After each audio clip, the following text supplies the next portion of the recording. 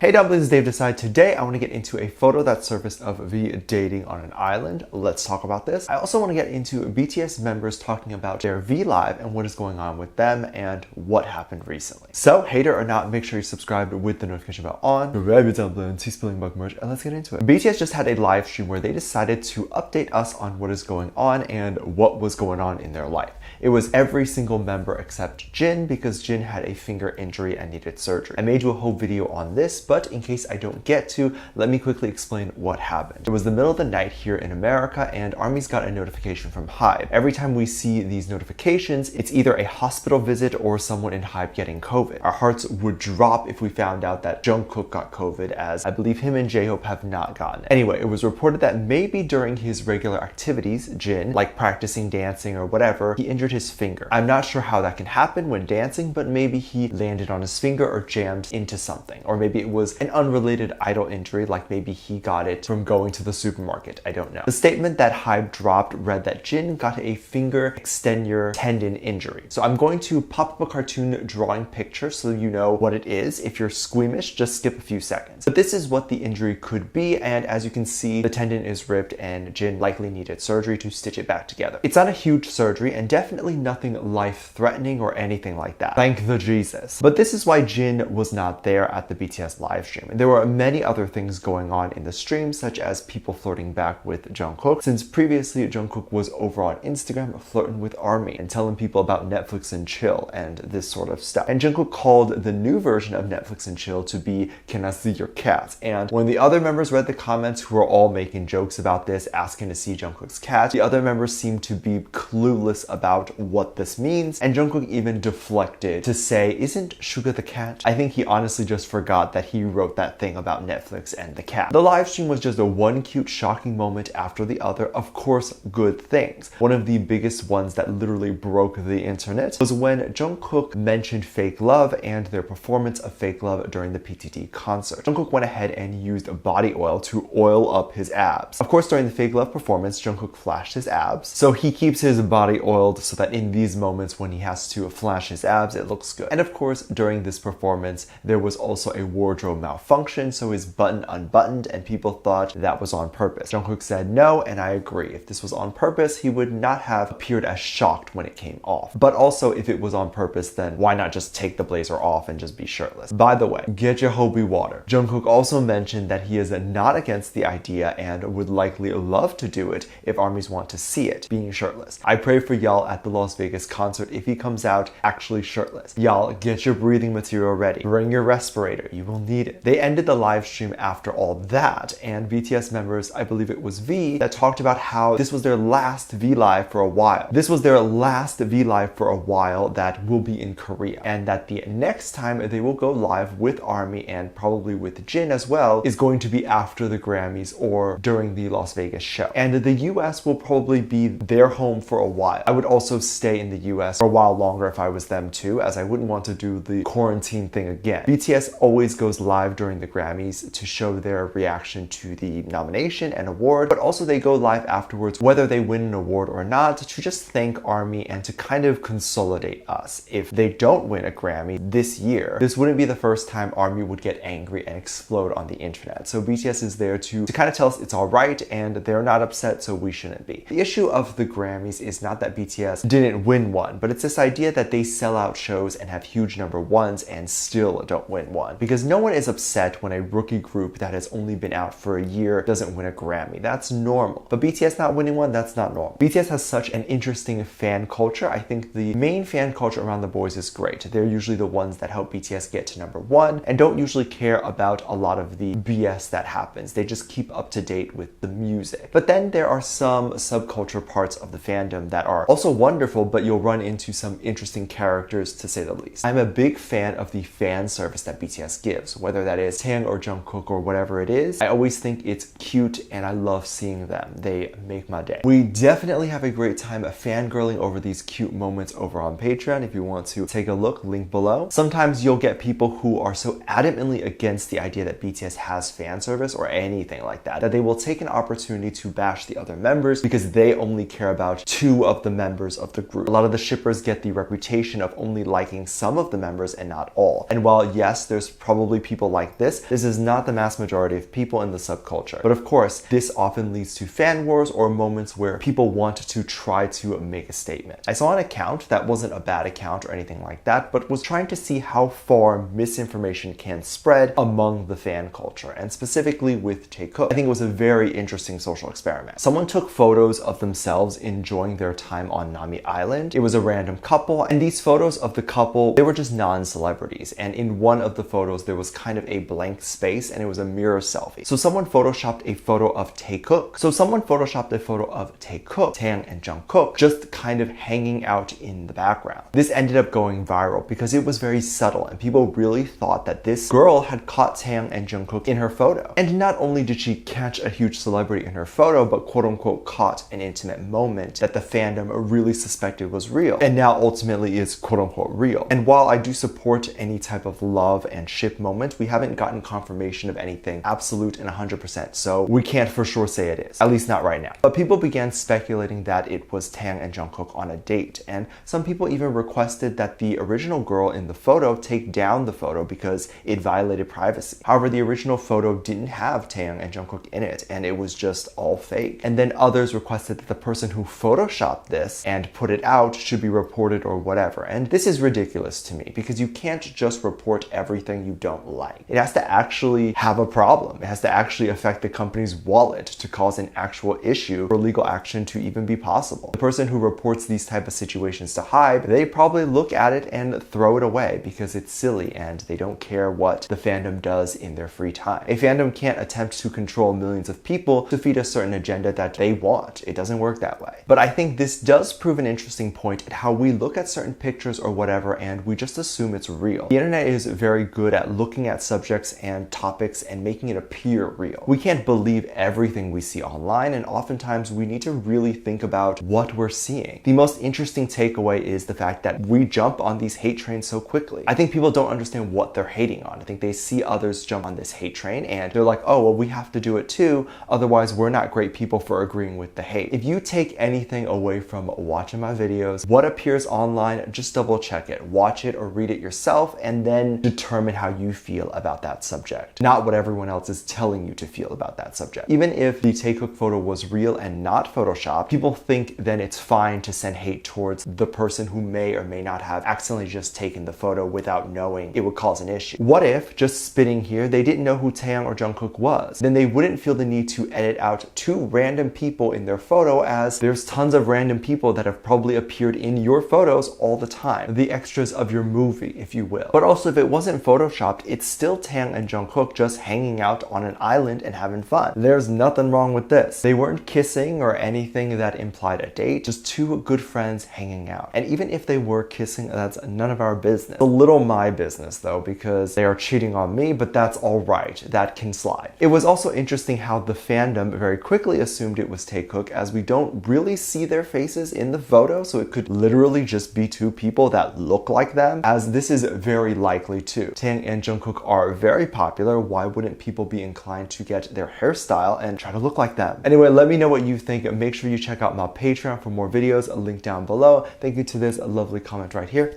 Love you, bye.